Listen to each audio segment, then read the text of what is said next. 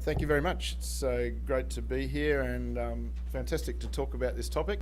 I just want to mention up front that the work we're presenting here is using a tool with the same name as work that's been presented at the last LAK, but what we're about to describe is actually sort of a re-engineering of this reflective writing part of the same tool. So if you've been to a previous LAK, then what might be of interest to you is how we've totally changed the approach and how it's different to what's gone before.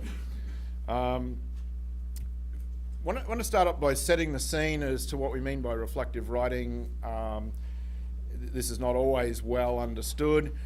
Different people have different views. There's this description of it being a mental approach, the reflective dimension of what we're doing, a cognition aspect. There's social views of reflection, this bending back on oneself. Archer talks about the notion of reflexivity, and we'll find that there's sort of reflection mentioned in psychological literature. There's reflection and reflexivity in sociological literature. And then there's sort of educational approaches that is particularly interested in this type of thinking in the learning context. And there's this way of navigating uncertain times, or navigating things that we don't understand, how to come to grips with the messiness of certain learning situations. Not going to read through it. It's just presenting it on the screen if you want to glance at it. This is a reflective writing piece from a pharmacy student. The examples we're going to use today are based on work that students have done from an internship context. So at UTS, there's a strong focus on authentic assessment, particularly tied to internships and practicums. And the interest here is how can we access the kind of learning that's occurring within those kinds of contexts. So this reflection is based on a pharmacy student's experience out doing pharmacy with a pharmacist mentor, preceptor, and reflecting on certain things that arise during that experience. And then we're working towards how to sort of make sense of what is a free text, like a fairly free writing, unstructured writing experience, by annotating it up, and I'll come back to that soon. The main idea of this project, and I'm not going to go into sort of all the details of the paper, I'm going to try and just hit some highlights and encourage you to sort of take a look at the paper if you're interested in any of these specific dimensions, or chase us up with missing bits through the question time. But our main interest was to generate actionable feedback for the students. Now, reflective writing as a process is quite different to any other kind of writing that students are asked to do in their educational context. There's a subjective element to it. It's personal. They're speaking primarily to themselves, right, about an experience, rather than writing in an objective manner, talking to a sort of third-party audience.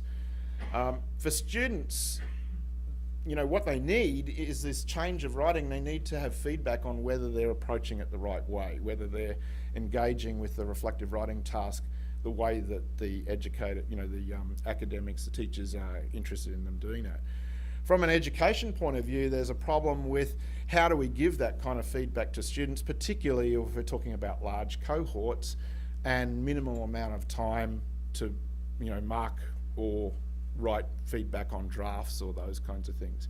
It's a common problem. It's not just a reflective writing problem, but certainly this is the context that we did this investigation in. So our key question here is how can we give these students timely and actionable feedback on their reflective writing in a way that's scalable, like that we can do with potentially thousands of students at any one time. I think this definition is a really good definition of what we mean by actionable, and that is the kind of feedback that's sufficient quantity for the student, that it's timely. Once again, I've mentioned that. The focus is on the learning, it's not on marks. So up front, this is all about formative feedback. It's not about summative assessment. Certainly there's aspects of what we've done that might lend itself to sort of summative approaches, but that hasn't been a driver in what we've been doing. It also should be strongly related to assessment criteria, and you'll see this come out in some of the things that we look at this afternoon. But what we're interested in is the students actually attend to this feedback and they actually take some sort of action, they make some kind of improvement to their work. And that's the tough bit, I guess. One of the key issues is that the computer, naturally we kind of go, okay, the computers can help with this timely feedback. We can have these web-based interfaces they can access at any time, anywhere, from their personal devices, all of those kinds of things. However, we've got to try and avoid this assumption, and it is an assumption, that features in the text just naturally connect to higher level constructs, in terms of how we would make sense of reflective writing. So features in the text don't necessarily just equal good feedback. So there's not an automatic find this in the text, generate some kind of canned feedback and then project over. In a sense, if it was that easy, people would have done it a long time ago, and I probably wouldn't be standing here talking to you. So we need some kind of way of linking how we understand reflection and reflective writing, those sort of psychological, sociological aspects that I mentioned at the start, and how we link that through our computational approaches to the actual natural language itself and things that actually occur within the language. So our approach, generally speaking, was to try and build a bridge from both sides, if you like. So starting with features that we could identify in the text and that were computationally tractable, and also starting in the learning context and say, how do we understand and how do we make sense of reflection in a learning situation? And then build this, kind of construct this bridge from two sides and hopefully meet in the middle, and hopefully we have some sort of traffic flowing across this bridge once it's constructed. So in a sense, it's not about coming up with a model. In a sense, we've got multiple models at play here. We have these ideas of what makes good reflection and how do we understand reflection. We've got understandings of language and how we make sense of the language use and the written form of the language. We also have computational models in how we make sense of unstructured text in various ways. So we bring all of those sorts of things together. On the learning side of things, we started with a conceptual framework from the theory that was available on reflection and reflective writing. There's a fair bit of theory, and what we found pretty early on is that there's a reasonable degree of agreement between that theory. And the areas where they disagreed, in our assessment, were kind of fringe issues from what we wanted to achieve.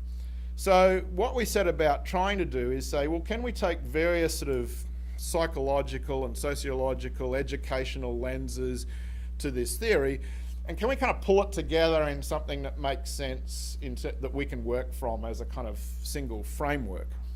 And this is what we ended up with. It's probably a bit hard to see. I can't even really see the words from where I am here with this particular screen, but I'll try and point out some key features. On the vertical axis, there's this notion of depth of reflection. It's a kind of a fuzzy concept in the literature. It's hard to pin down, but it's definitely there that we're actually interested not just in students reflecting, but we're actually interested in reflecting at a certain level of depth. We want them to get deeply into their reflective writing. Most of the literature conveyed this from a kind of a position of description where you might just describe what happened as a non-reflective kind of level, moving up to a high reflective level where you're actually going to take action based on your reflection. So at the lower level it might be, it is raining outside kind of thing, and then we reflect on that, and I find it unpleasant to be wet and cold, and this is, I don't feel good when this happens, and therefore I'm going to take some action to involve, from that happening, and therefore my intention is that I'll do something to stop me from getting wet and cold because it's raining outside. So as you can see, there's levels of complexity. Just from that trivial example, there's levels of complexity there as well. So this kind of framework kind of goes up in terms of level of complexity with these levels of depth. And it has been pointed out to me that it's a bit confusing to talk about depth going up, but we're going up in terms of complexity, and we're using the language of depth because that's the language of the literature. What we found pretty early on is that across the horizontal axis, we notice there's these patterns in the way in which this narrative plays out. And it became pretty obvious early on that there's a sort of genre element here. We were hesitant to call reflection a genre, but nevertheless, there's these emerging kind of particular narrative sequences, if you like. They don't necessarily occur in order, but just to read them off if you can't see them, we start with sort of thoughts and feelings, and then we move into this notion of challenges, self-critique, and then towards a potential solution or some kind of learning opportunity. Okay, so that's broadly our synthesis of the theoretical literature, and there's more detail in the paper about that.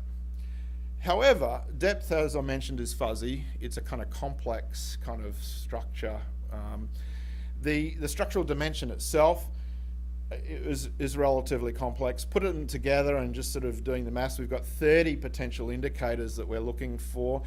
And then that sort of rising up of the potential, line where we might give feedback indicated there's probably at least 12 possible kind of feedback indicators.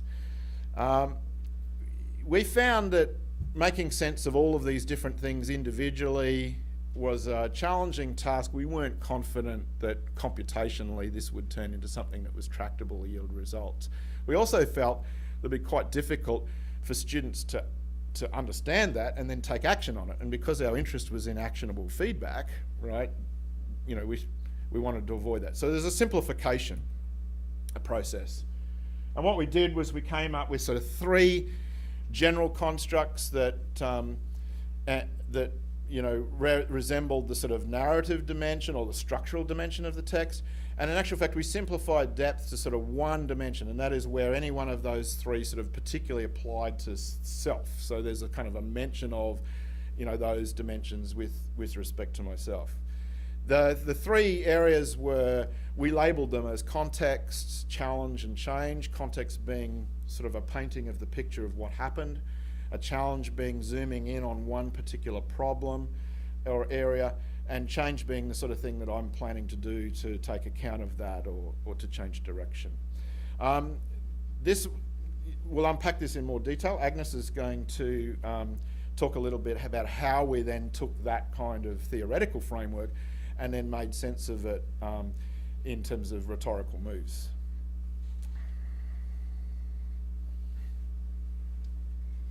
So I'm going to speak about the development process of these rhetorical moves, how we implemented it into a tool, and some other aspect of it as well. So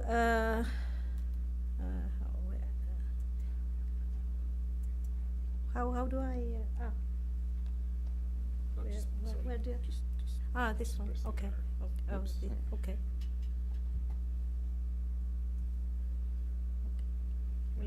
Okay. So yes, that's fine. So as Andrew said, we have 3 main categories according to the narrative line. We highlight or we indicate context, challenge, and change, and also 1 depth dimension. And you saw some questions. You couldn't see it. We have some.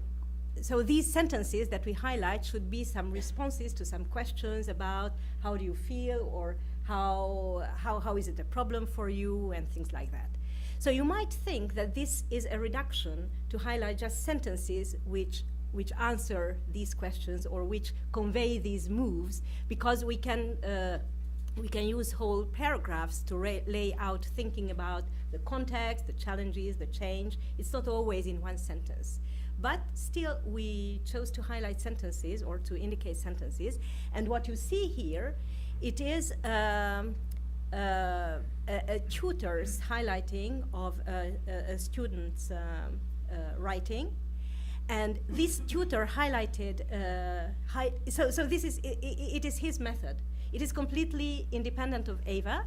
And this tutor uses also 3 levels, exactly like us, according to depth and according to the narrative. And his categories are almost the same as Ava's. This tutor didn't see Ava when he did this.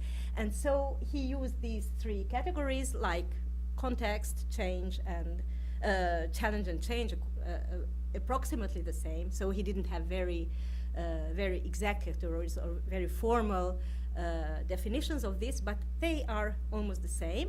And he writes his feedback to the students according to this kind of highlighting, where he does highlight sentences. So he doesn't go over the sentence either. So this is one piece of evidence to say that highlighting sentences might be useful also for the machine, although we are aware that it's not only sentences that convey these moves. And if you look at Ava highlighting of the same test, which is completely, again, independent of it, you see that almost the same sentences get an annotation from Ava, and you see that the 3 categories are almost the same. So this is one thing that I wanted to say about this. And the other thing is how we do this highlighting, so how this text gets highlighted like this. So when we started this work, we didn't have at all annotated corpora. We had this framework, and we had to implement this framework without any resources for this. So we do have some resource, which is an analytical approach to this.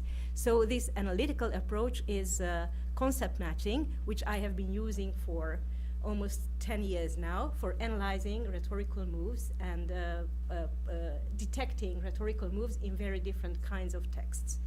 So what is concept matching? It has 2 main foundations. One foundation is that it models a rhetorical move as predefined patterns of constituent concepts. So it is conceptual at a conceptual level.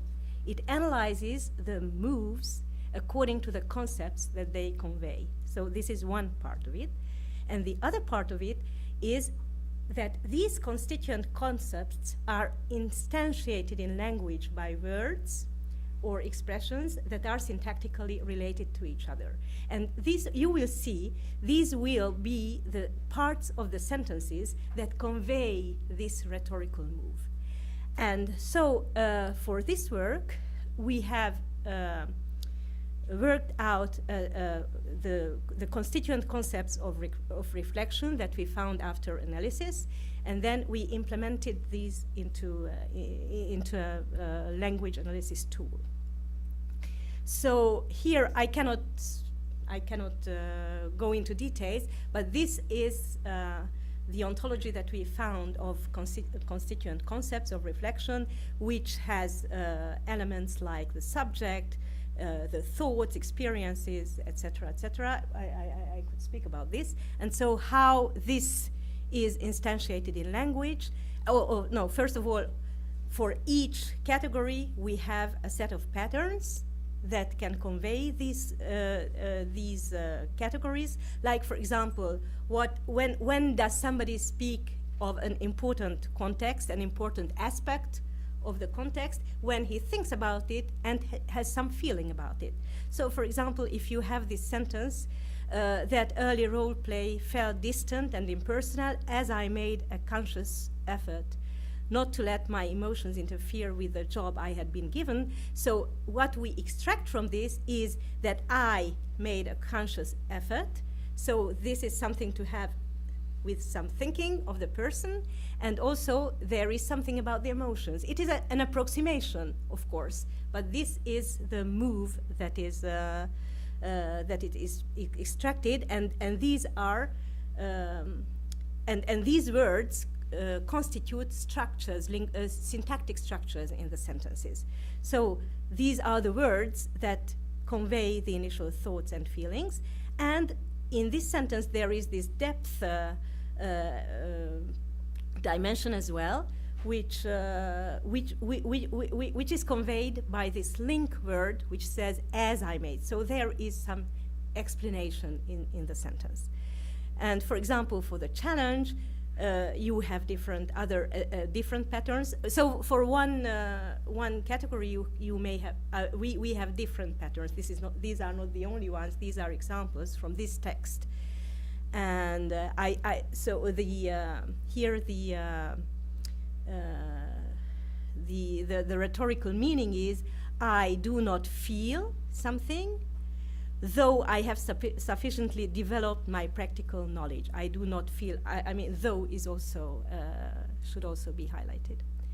And then, for example, for change, for the future, in the future, something is beneficial for me, and it is also deeper because as this would do something, there is an explanatory element to it.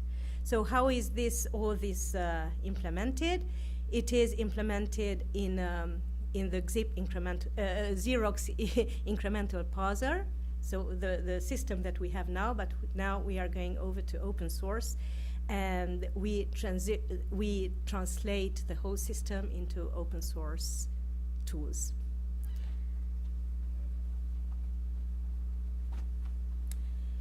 Thanks, Ágnes. I'm not going to talk much about the platform because we can go into that later on, but we do have a platform that brings in the Xerox incremental parser, zip, other tools, Core NLP, a bunch of other sort of bits of software that integrate that allow us to generate the annotations on the text. I'll just cover briefly there's some UI considerations that we made associated with this. There's a fair bit of detail in the paper, but a key aspects of it is we wanted to avoid traffic light signaling with the annotations. We also started with the words that we were talking about before, the labels like context and challenge and change. We found they were really problematic in terms of the end users because everybody had a different idea of what context meant, you know. And some people perceive challenges as positive, and other people perceive challenges as a really negative thing. So they were difficult. So we went with icons and went with sort of sentence descriptions of the icons within this guide type tab, which pops out on the user interface. Once again, these kinds of decisions were driven by this idea of trying to make the feedback actionable. So the overall presentation of the final analytics has a number of sections. Up the top, it has a kind of general feedback on the writing. This is aggregated from underlying features, so there's this kind of layering of features to try and generate this feedback. There's some paragraph level feedback on the side. There's the sentence annotation with the icons. Sentences that were bolded were associated with that link to me. That was that level of depth. So if there was a salient sentence to do with context, but then it was also referred to themselves personally, then it was likely to get emboldened. They're the key factors. We used this with quite a number of, we developed it with quite a number of subject areas and disciplines. In this particular study that we wrote up for LAK, we focused on some pharmacy students that were using it. And our interest, of course, if it's actionable feedback, we wanted to know, did they actually find this potentially, useful? And we had some positive indications that they did. We were also interested in whether not just that they expressed that it was useful for them, but we were also interested whether they actually did create some action, like did they do further drafting, and if they did do drafting, were they changing the kinds of things that potentially would yield better results in terms of the reflection. This was wrapped up in a fair bit of support material. It was also, we worked closely with the academics in terms of its implementation. We have quite a lot of resources that we use to help them, guide them with this, which turned out to be a really important part of the whole process as well. Just to sort of finish off, a number of limitations, but also some potentials that come out of those. As I just mentioned, the pedagogical wrapping, if you like, was a significant factor in the representation of the tool. Now, in a way, this is not surprising, but at the same time, when it's matched up with our objective of being able to do this in a scalable way and do it at sort of an anytime point of view, so this sort of 24/7 tool, this is nevertheless a challenging aspect of things. How do we kind of maintain a pedagogical context if a student doesn't attend any of the introductory sessions, doesn't attend the lecture, logs on, you know, just before midnight when the assignment's due, uses the tool? Can we in some way deal with that? We also found that there was quite a bit of difficulty in the generalisation aspect in the way in which we approached the project. We had a significant interest in taking a kind of participatory design approach involving as many different faculties as possible. We had this sort of unified notion of what reflection is. However, that translated into lots of disagreements over what at times were sometimes trivial features and at other times what might even be significant features. So in the end, where we ended up with was somewhat of a compromised product. This of course gives us potential because what we're currently doing is working with specifically with some of those subjects to see whether we can develop something that's, you know, more nuanced to their needs and whether that actually improves things and takes us forward. The lack of specifics to do with subject areas did result in smaller than anticipated buy-in. So while there was lots of disciplines and lots of subject areas using reflective writing and lots of them expressed interest in tool, when they expressed interest in a tool, they expressed interest in a tool that's doing kind of exactly their version of something, right? And not a more general system. So as they found they weren't going to get everything on their wish list, there was somewhat less buy-in on the product. So we've got some ongoing work there. The other thing we found was that the paragraph level feedback tended to be problematic. You know, I've spent a fair bit of time thinking about why this was the case. I think there's a degree of unnaturalness when you're generating textual feedback, particularly when you're presenting it in a format that's quite similar to the way in which they might receive feedback from a human. I have a kind of a bit of a hypothesis that there's this sort of uncanny valley effect going on, where as we approach to try and do things more human, then people are much more critical about whether it actually is human or not, and therefore can be quite hostile. So we found that in cases that people were rejecting, you know, were being critical of the feedback, even though the feedback might be accurate, because it was not being portrayed close enough in a human kind of way. And paragraph feedback, that was things like, you know, instead of repeating a comment further down in another paragraph saying, you know, I told you this back in paragraph 1 and all those sort of things that you'd do for a shorthand human response, which is actually quite difficult to do computationally. But one of the other things that, one of the side effects that came from looking at this is that maybe, you know, maybe paragraph feedback's a kind of an artificial construct. Just because we divide the writing into paragraphs doesn't necessarily mean that the feedback fits into that. And in actual fact, with a couple of our subject areas, that is definitely the case. So they section their writing in logical sections that aren't necessarily marked by paragraphs. So a rewrite of our sort of underlying platform is hopefully going to address this issue and allow us to have flexibility of sectioning, and that flexibility based on sort of arbitrary features, so that we can sort of say, okay, give us sections based on this feature, or give us sections based on some other feature. Thank you very much for your time. I'd like to acknowledge our many partners and also some key contributors, authors that are not present with us today. And just as a shameless plug, if there's anybody out there considering a PhD, please consider KIC at UTS. Thank you very much.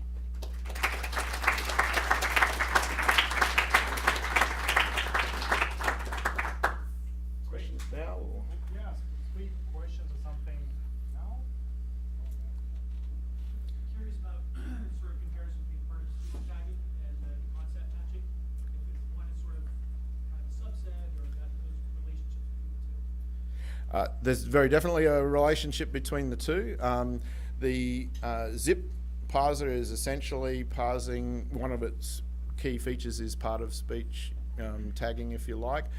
There's also, but the constituent concepts, Ágnes could elaborate further, but they're built on more than just the parts of speech. So there's a strong structural element and a strong reference to grammar, but there's also lexicons, and yeah. Yeah, exactly. So part of speech tagging is just one part of it, but it's important. Yeah. And to follow on that, that's part of this notion of kind of building from these low-level features and trying to generate these sort of more higher-level concepts that we can connect with human understanding. Yeah. You spoke about the feedback. Was the feedback from the students or from the faculty, how they were kind of pushing back against the machine? Both. We had a number of design sessions where involved faculty and meeting with them in the design particularly of the interface, but also the theoretical. They were sort of involved in the whole process, so that they were part of the theory generation as well.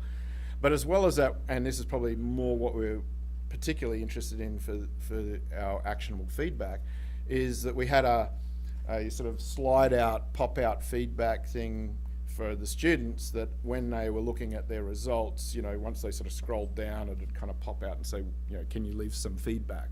And at a course level, that was, you know, did you find it helpful or not? Yes or no? And then if they answered that, we tried to get them to sort of leave more detailed feedback. So when we said about students leaving more detailed responses, those stats were based on students that actually gave us more information. Yeah. Did students know that it was a machine and not a human? Absolutely. Yeah. Yeah. Yeah. In your depth or attributes for depth, one of them was challenge. Yep. And your pattern was have challenge within it. Am I right in thinking this was only focusing on the challenge attributes of depth? In a way, yes, but not totally. What we found was that computationally, the challenge nature of things tended to wrap up reasonably well some of those other neighbouring constructs. But also, something I didn't sort of draw attention to in the talk is we not only have the sentence annotations, we also underlined various expressions in the text, and one of those expressions was this self-critique. So sometimes they'd have aspects where they were sort of being self-critical, or it seemed like that, and they were underlined in the text, as well as the sentence level being tagged from a challenge annotation. So these could layer hopefully to give more rich representation. Just want to confirm that reflective writing is assignment, kind of assignment from students, right? We know we have reflection assignment in some core discipline. Am I understanding right correctly? Yeah, these are all, the work that we were doing here was all assignment based. There is, of course, personal reflection that involves writing reflectively that's not associated with an academic exercise, but this is specifically focusing on academic reflection. But at the same time, the teacher will give feedback based on the assignment. Yes, and so because we were taking a formative approach to our feedback, the tool, AWA, Ágnes mentioned the name, sorry, I neglected to sort of explain, stands for Academic Writing Analytics, right? The tool itself was designed to give them formative feedback prior to the submission of their assignment. So there wasn't actually a submission mechanism within the tool itself. It was like a pre-submission, and most of the academics encouraged the students to use this as a way of helping them write reflectively prior to submitting their final assignments. Right. So the analysis is based on the reflection assignment and help the teacher to give feedback, right? No, sorry, the feedback is given, the students are using that interface. If I go back, the students are seeing this report which marks up their writing with the annotations and also has the comments on it, so it's directly student facing. So the teachers actually didn't see this interface, and that was part of the research design as well, right? So they didn't use any of this to mark the assignment. So the teachers couldn't see what a student's assignment looked like in AWA. The marking was totally independent, only connected via the fact that the core things we were giving feedback on were also in their rubrics that they were using for assessment. So this is really fascinating, and I'm wondering whether the algorithm results compare to human notations, like in the sense of detect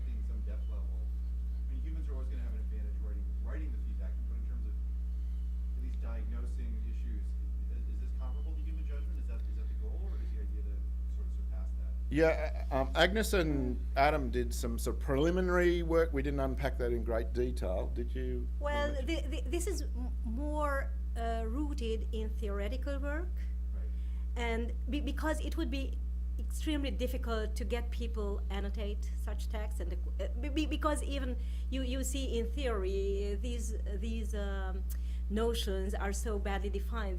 They don't have very formal definitions. So we took on ourselves the interpretation of these things and translated it into a kind of meta language. And this meta language is then translated down to the text, and it matches to the text, and it matches to the theory, and then it will be practice that says if it is correct or not. So we did this way, not from bottom up, but rather top down. Yeah, and one of the, I think one of the important aspects of taking this kind of approach where we're bringing in multiple models, there's not one level of evaluation.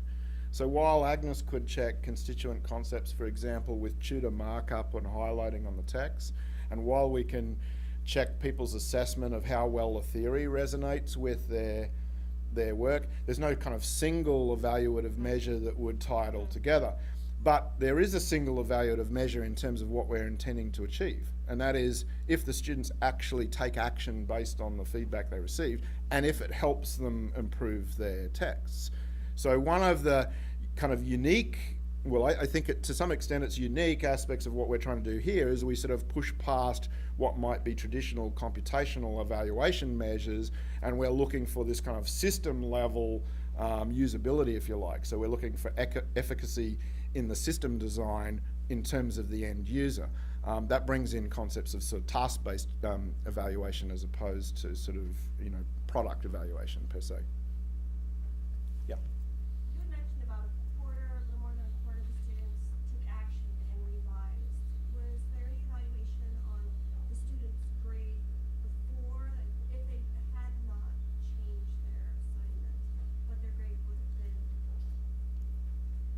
No, we don't, because of the formative nature of what we're doing, with this particular research, we don't actually have any connections to grading at all.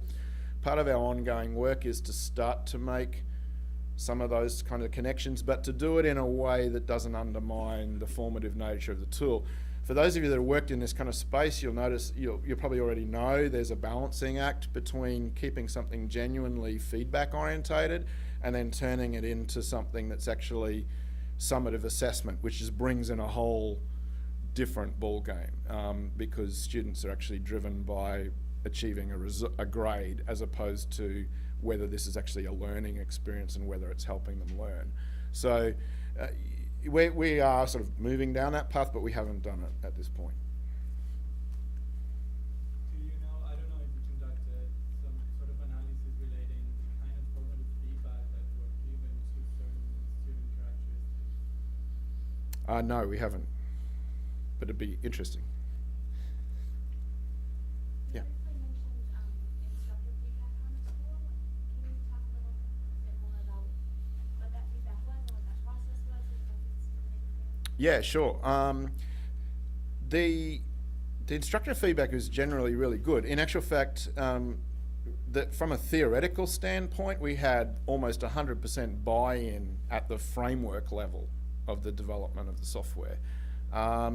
Where we started to come unstuck is that specific disciplines require certain aspects within their written assignments that may not necessarily, well, it's arguable as to whether they could be classified as core components of reflection.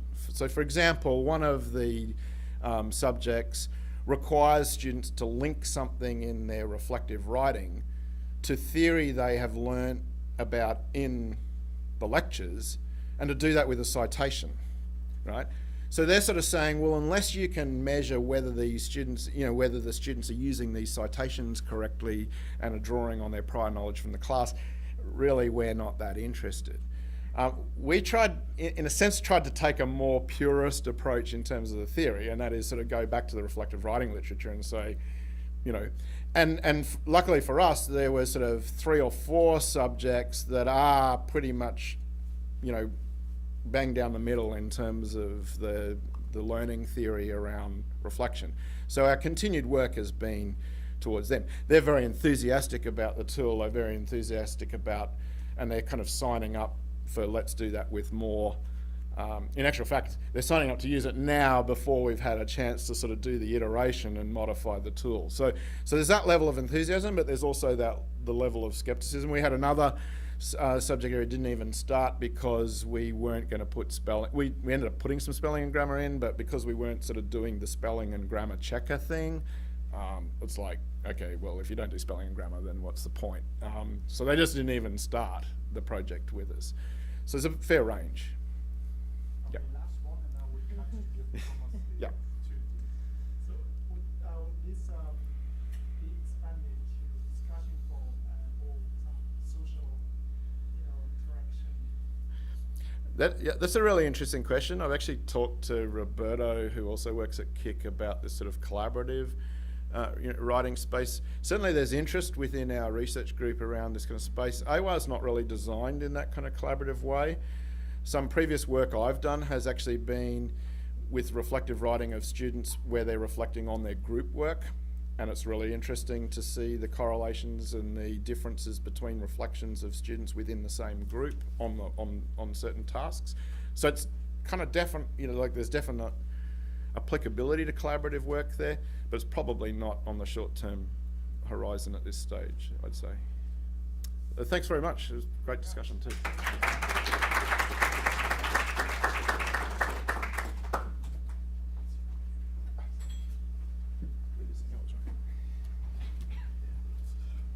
Just the Mac.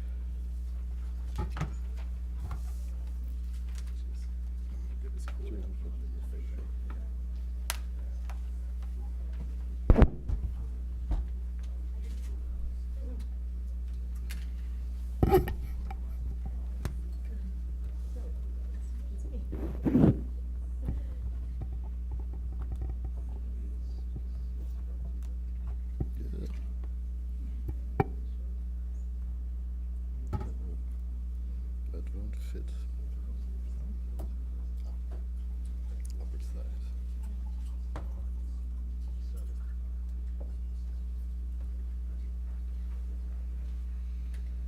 There you go.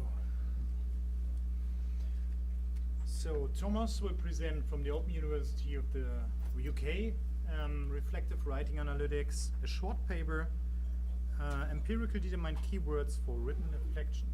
Looks good. Thank you very much. It's actually great to see the work that Andrew and Ágnes just presented, because it's very close to what I'm actually doing. So we have seen here is actually an application of what I'm interested in. So in my case, it's about how we can detect reflection in text. So it's all about what are the features that make reflective writing. So once you can detect something that says about reflection, you can then build on that and build tools, for example, for feedback, for assessment, or for analysis. Sort of the core thing is to first figure out how we can detect in text characteristics of reflection. So in my work, is sort of part of a bigger piece of research. And in this talk, I will just talk about keywords of reflection. So I'm very interested in words that we can use to detect reflection. Just as a quick outline, why actually reflective writing? So for people who are maybe not that familiar with this topic, reflective writing is actually quite omnipresent in educational practice. Is used in many disciplines ranging from nursing, psychology, literacy, pharmacy, and business. And is used in teacher education all over the world, for example, in the US, in the UK, in Australia, and Israel, Egypt, or Hong Kong, for example. Everyone who analyzed reflective writing or assesses reflective writing knows actually that it's actually quite time-consuming to do that. It's costly, so it's time-consuming and costly, and the literature also shows that it's actually quite difficult to analyze reflective writing in a inter-rater reliability, in in a reliability way, in a reliable way, sorry. So automated methods don't actually have these problems. So they're usually quite instant, and there's a sort of a high cost at the beginning, but afterwards sort of runs more cheaply. And as they are algorithms, from the input you always get the same outcome, so there's not a reliability problem there. So automated methods, there's actually some research there. A couple of people who are working with automated methods to detect reflection, and I broadly categorized them in 3 approaches. So we have a dictionary-based approach, a rule-based approach, and a machine learning-based approach.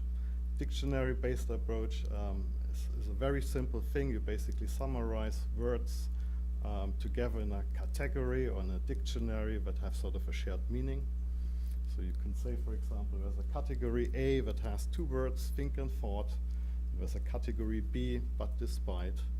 And then you can basically count the words that occur in the text, and these count then as an indicator of some sort that help you with your analysis. Very simple approach.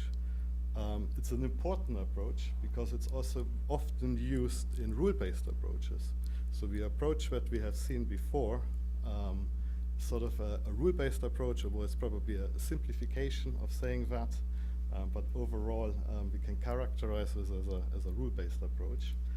It's also an expert-driven approach, so experts define a set of rules. You can model more the context, so it's a bit more precise maybe than just a dictionary-based approach to then infer facts from texts. The third approach, this is the least researched approach yet, is the machine learning-based approach, which is basically based on a couple of example sentences or example texts, and then the machine learning approach derives automatically patterns that can be used to detect novel text or sentences. Here I'm gonna focus on this dictionary-based approach because it is foundational for the other approaches. So keywords are important for rule-based approaches and also for machine learning-based approaches. We can use these keywords to select features, for example. We saw already that it's actually quite difficult to come up with a model of reflection. So if you look into the literature, sort of basically every person has its own approach. But there's sort of, although in this diversity there are some common components, and actually I also detected some components with your model that you showed. And what this model is coming from, it's basically a model synthesized from 24 models. And I basically just looked into the literature where people manually analyze text, and that we have an indicator that humans perform well in doing that. What we see is reflection has a depth component. So as Andrew said, there is a component of that the reflective writing can be non-reflective to the highest level of reflection, which is often called a critical reflection or a transformative reflection. But there are also these breadth elements of reflection. So breadth elements, they don't have this hierarchical character, so they don't imply that the highest level is the most desired one. So what we usually would expect in a reflective writing is that there is a description of an experience. So this description of experience lays sort of the foundation of what a person is writing about. Quite often these models, many models have also a component where they say it's important to describe your feelings. This could be a feeling of surprise or puzzlement, for example, or some sort of angst. Very often a reflective writing is about yourself. It's about your personal beliefs. It's about being aware of your own thinking and thought structure. Very often it's about being critical, highlighting difficulties. It's about taking into account other perspectives. So perspective could be a perspective of someone else. It could be a context, like a social context, a historical context, a political context, for example. And in the newer models that came out, we see also that there's now more emotion on outcome. So a lot of models want to see that students write about a certain outcome, which could be a lessons learned, but it could be also intention, a future intention. So here basically this model, I will use that for each category to derive with a certain method keywords. And these keywords then might be useful to automatically detect reflection in text. So sort of a bit a technical part.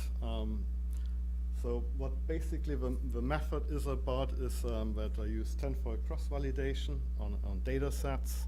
So we have a data set, a training data set, which we use to determine keywords. So I will come to this notion of keywords later on, but basically are words that are unusually frequent in one corpus compared to another corpus. Then I determine candidates, so which are the best candidate words that describe reflection, and on a validation data set, and then I test these candidates on a test data set. So it basically looks like that. What important is that we really split the whole training set into different chunks, and we do the whole thing 10 times. But what you can see is that we always have a fresh test set so that the results are not intermingled with the approach to determine the keywords. Okay, so to determine the keywords, there's some research in linguistic, and there's a very simple formula for that. You can use more sophisticated formula, but I think it's worth starting with simple approaches. What it basically does is that you have two corpora or two data sets. One is about, let's say, reflective texts only, and the other one is about reflective, descriptive, non-reflective texts only.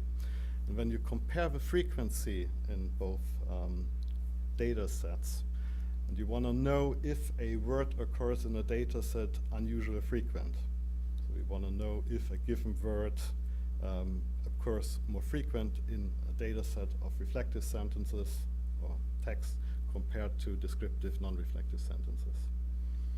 And so what it basically does, it weighs off the occurrences in each data set, but also takes into account that a data set can be differently long, which is basically what it does. Very simple. What it comes then is, if you do that on the training data set, you reach a long list of words sorted by the log likelihood. So this is an example, let's say, of reflective sentences, of a reflective data set. And we see that the word I has the highest log likelihood. So this is a word that occurs most frequently, unusually frequent in the data set of reflective sentences compared to descriptive sentences. Okay. And so we have a list of that. So in the next step, we want to know actually which of these word combinations perform well or will be probably performing well on our test set. And we use for that the validation data set. So what it does is basically we use the first word, and we use other word combinations, and we just look if there is a inter-rater reliability between them both. We select the one with the highest one. And we use then this candidate keyword, so in that case it was the I, to test how good it does on the remaining test fold. So here's a very simple example. So we have the first sentence. We know that the humans classified it, microphone, classified it as reflective, so it's class 1. And the machine, because it found the word I in there, also very simply, it just say, look, this is also class 1. So we have here an agreement. The next sentence doesn't contain an I. Humans rated it as descriptive, non-reflective, as well as the machine, because it didn't detect an I in there.